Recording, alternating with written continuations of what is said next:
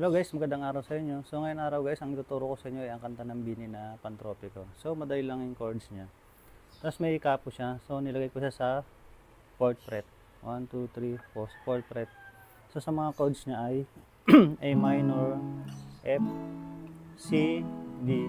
So strumming pattern niya ay mabilis kasi ang lipat nito. Down, down, up, up, down, down. Kung nahihirapan ka mag-bar chords sa F, so ganito na lang gawin mo. So parang C siya sa second string. Parang C siya na bumaba lang. Ito yung C kasi. So bababa ka lang ng second string, first fret, mula dito sa kapo. Third string, second fret, and 4th string, 3rd fret. So, ganyan lang gawin mo sa F mo. So, ganyan mo tutulong yan.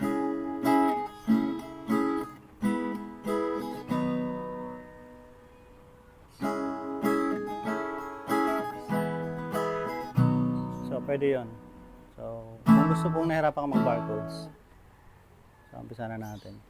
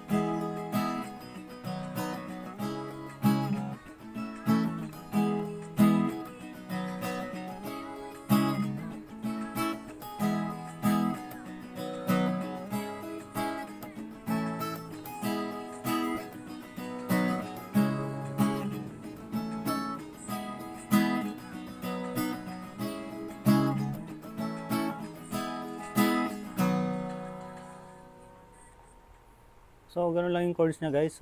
A, F, C, and G. Hanggang matapos yung kanta niya guys. Paikot-ikot lang siya dun sa chords na yun. So, hanggang dito na lang guys. Maraming salamat.